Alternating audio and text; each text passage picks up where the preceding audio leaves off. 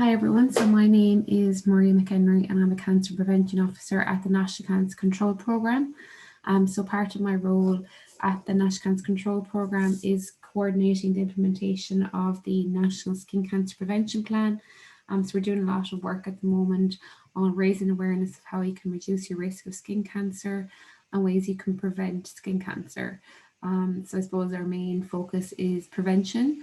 So there are some high risk groups that will be considered higher risk of developing skin cancer, which would include children and young people, outdoor workers, those that pursue outdoor leisure activities, and also sunbed users. So I know as tennis coaches, you spend a lot of time outdoors, working outdoors, but I suppose you would also play a lot of tennis, I suppose, in your spare time as well. So because you're exposed to more UV radiation from the sun, you'd be at higher risk. So I suppose today is to give you, I suppose, some information on how to reduce your risk of skin cancer and steps you can take every day to be SunSmart.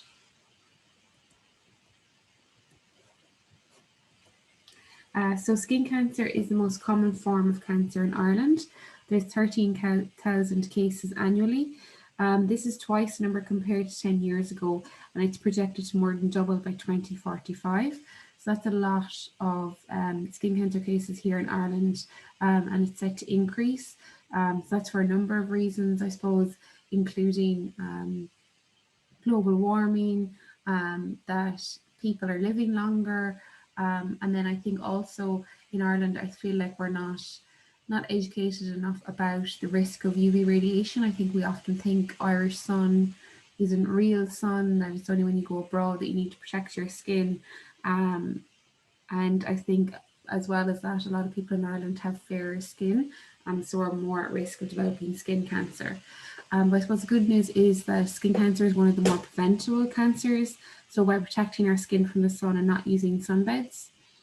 So the main cause of skin cancer would be UV rays from the sun, or also using sunbeds. Ultraviolet radiation, which stands for UV, is a component of sunlight, and overexposure to UV radiation can damage the skin cells and increase your risk of skin cancer later in life. So I suppose when we look at UV, UV radiation is divided into three wavelengths, or divided wavelengths into three regions. So there's UVA, UVB, and UVC. So sunlight exposes skin to UVA and UVB. Now UVC is not present in sunlight that reacts to the Earth's surface. So I suppose we only need to look about and consider UVA and UVB. So UVA ages the skin, so it can cause wrinkles, pigmentation, cause the skin to become leathery over a number of years. Also, you can see here from the image that UVA can actually go deeper into the skin cells, so it goes past the epidermis layer right into the dermis layer. UVA can also penetrate through glass and also through clouds. So I think a lot of people think when it's cloudy outside that you don't necessarily need to protect your skin, you're not going to get burnt. So you may not necessarily get burnt, so like redness on the skin, but you can actually damage the skin cells, and it's not visible to the eye, so people don't actually know the effects of the damage. So I suppose DNA damage from the UV rays is cumulative and causes skin cancer to develop over time. So if DNA damage is not repaired by the skin cells, DNA mutations can occur in the skin, causing skin cancer. And when the skin is exposed to UV radiation, melanin is produced in the cells. And I suppose this gives the skin its brown color. So I suppose UV exposure is a trigger that stimulates the tanning process. And a tan is actually a sign of damaged skin. UV causes DNA damage to the skin and can lead to skin cancer and damage to the eyes, so it can cause cataracts to the eyes as well. The effects of UV exposure on the skin is not the same for everyone. So I suppose depending on the type of skin that you have, so whether you're fair or darker skin, your risk, I suppose, varies. And that's where the Fitzpatrick skin type classification comes in. So it ranges from 1, which would be someone high risk, so someone with very pale skin, freckles, maybe have red hair or light coloured hair, to someone who has very dark skin. and they will be considered lower risk. So I suppose it considers skin color and how the skin reacts to sunlight. So whether your skin burns or tans easily. Now, most people living in Ireland have fair skin types. That's Fitzpatrick skin type 1 or 2. And people with these skin types burn easily and tan poorly, so are particularly vulnerable to the UV damage and as a result are higher risk of skin cancer. So I suppose even though the incidence of skin cancer is lower in darker skinned people, they're still susceptible to the damaging effects of UV radiation. So skin cancer are relatively rare for people with skin type say 5 or 6, but those that do occur are often detected later or more advanced or more dangerous stages.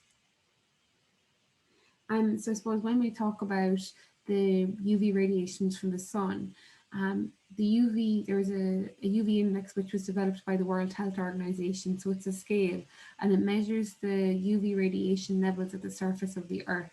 So when the UV index is 3 or above, we need to protect our skin.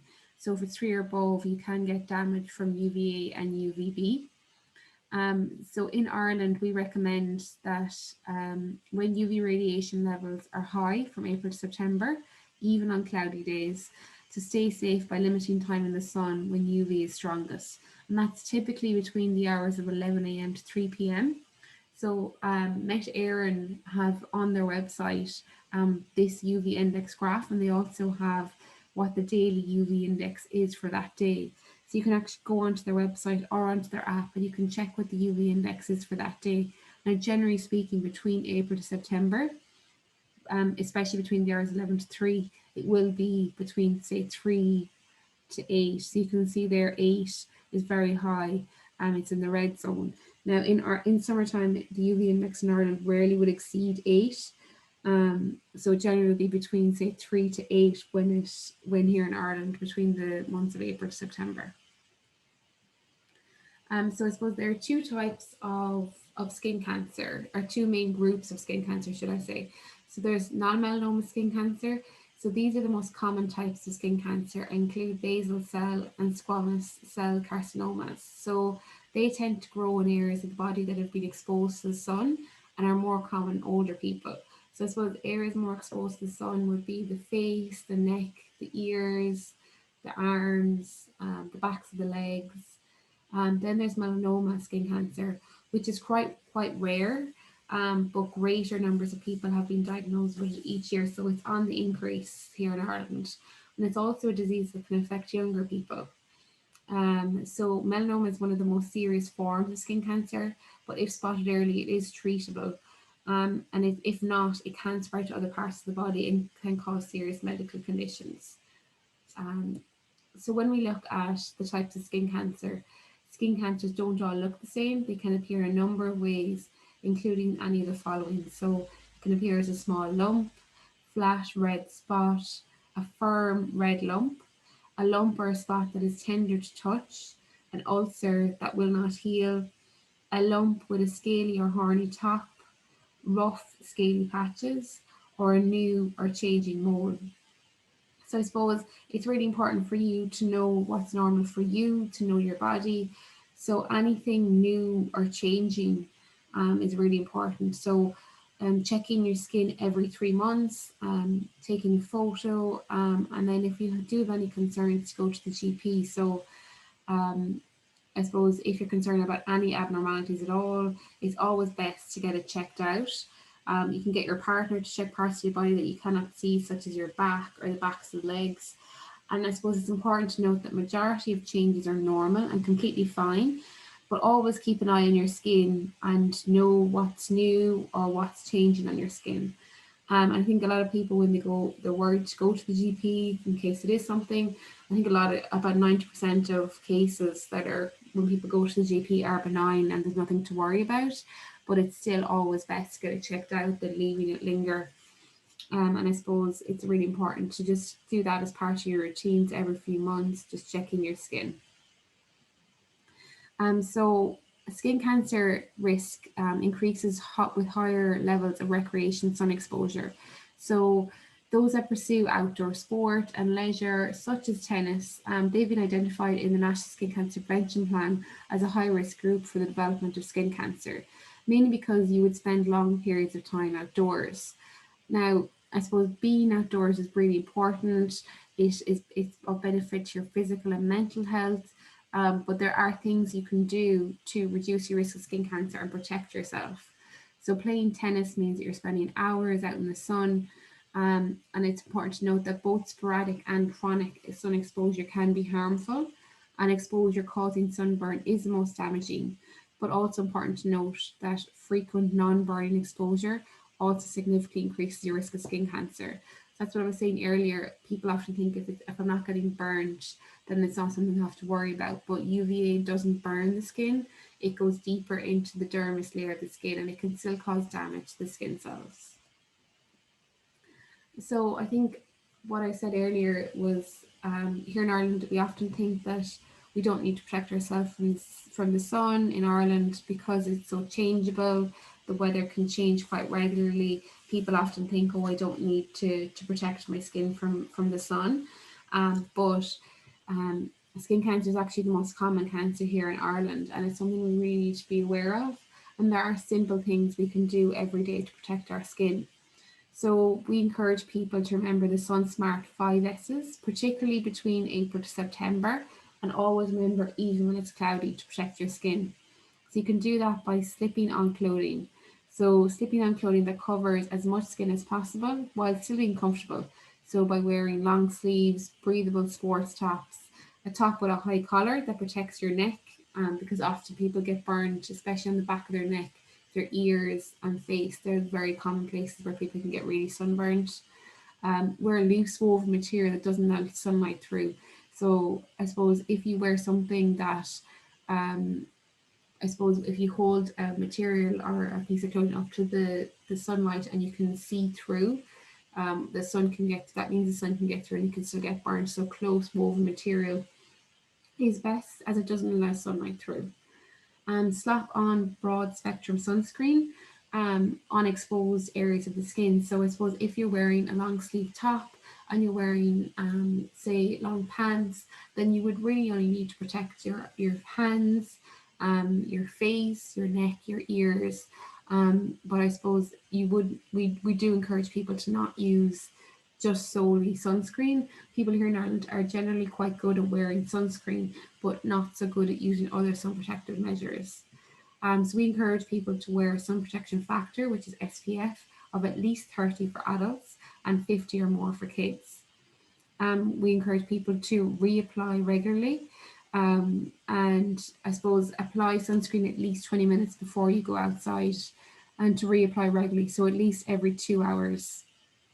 So you'll be most likely to be sweating when you're playing tennis, so you will need to reapply more frequently. And it's important to note that no sunscreen can provide 100% protection, so should be used alongside wearing clothes that cover the skin and also shade. So other clothing to wear, we would encourage people to strap on a wide brimmed hat or bucket hat um, on the way to the game or when off the court to protect your face, neck and ears. Now I know that often they wouldn't be more suitable for playing tennis. So typical baseball style caps provide no sun protection for the ears, neck and little for your face. So I suppose be careful with your sunscreen application if wearing a cap to ensure your skin is protected. So if you are wearing a baseball style cap, really, really important to make sure you get sunscreen on the back of your neck, your ears, and your face. We would encourage people to seek shade. So between games or sets, so when you can take a break, if you don't have to be on the courts, look for a shaded area.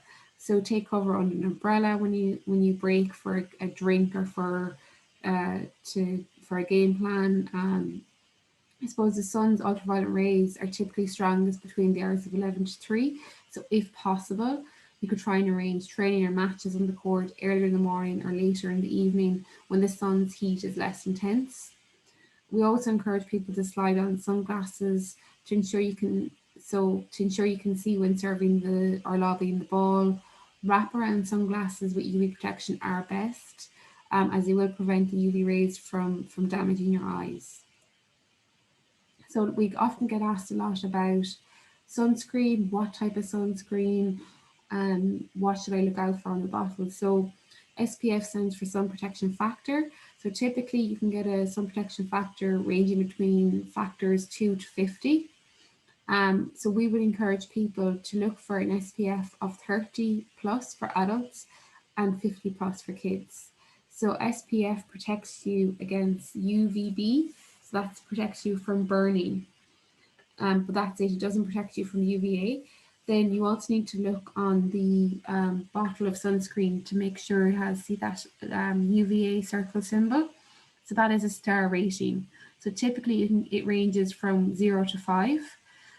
So we would encourage people to look for a star rating of 4 to 5 stars. So it's really, really important to look for that. And it's important to note that no sunscreen can provide 100% UV protection, and it should be used in combination with other sun protection measures. So as I said, SPF 30 plus, which also has a UVA rating of 4 or 5 stars. People often think I should use a more expensive sunscreen. Now, just because it's more expensive doesn't necessarily mean it's better. You can get cheaper sunscreens, but just look for those two things on the bottle is really important. We also get asked lots about how to apply sunscreen. So seeking shade and wearing clothes that cover skin should be the main method of sun protection, and then sunscreen should be used in addition to these. So there is a wide range of products available out there. So there's gels, there's creams, there's sprays, there's lotions. So I suppose there's not one particular one that we would recommend. We would just say whatever you like to use and you're more likely to continue to use. I know some people don't like the sprays, some people don't like the texture of the gels. So just use one that you're more likely to continue to use. And then how much sunscreen should you apply? So for adults, generally speaking, about 6 full teaspoons, that's in around 36 grams to cover the entire body. Now, obviously this is for the average person. So I suppose you have to consider yourself, are you really tall, really small? And just make sure to put on enough sunscreen. So typically speaking, it will be half a teaspoon to each arm, face and neck, which includes the ears, and then 1 teaspoon to each leg, front of the body, back of the body. And I suppose people always tend to put on less sunscreen than they actually need to. So we would always encourage people to put on a little bit more. If you think you've got enough on, put on a little bit more than what you've already got on. Apply 20 minutes before heading out to allow it to dry in. So people often think once I put on sunscreen, it works instantly. That's not the case. You need to allow at least 20 minutes for it to start working. Reapply every 2 hours. So people often put on sunscreen and they might have a little line or a patch they've missed. So if you're reapplying regularly, so every 2 hours, you're likely to pick up on that area where you might have missed earlier. And I suppose if you're sweating, if you're swimming or towel drying, you are going to rub off the sunscreen. Also important to note that there is sunscreen out there that says give 24-hour protection or is water resistant. And studies have shown that very, very few actually do give that amount of coverage and protection. So we would encourage people, even if you have gone swimming and it says water resistant, to reapply afterwards. And also sweating and things like that, make sure to continue to reapply regularly. So I suppose the take-home message here is, even though you're working outdoors, you're outdoors for long periods of time, you can change that. So I suppose there are things you can do to protect your skin. So to remember the 5 S's. So slip on clothing that covers your skin, slap on sunscreen, slap on a wide brimmed hat, seek shade, and slide on sunglasses. So as a coach, there are a few things you can do to be SunSmart.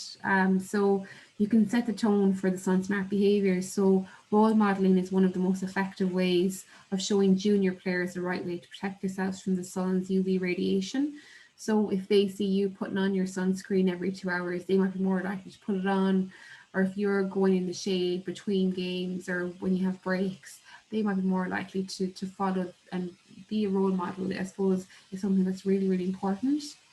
When the UV index is 3 or above, we need to protect our skin. So you can check the UV forecast on the Met app and website and be prepared. Often people leave it last minute, they look out, they don't think it's that warm, and when they're out and about, they realize, oh, it's actually quite warm and has no protection on their skin, haven't brought a hat, haven't brought sunglasses. So being prepared is key as well.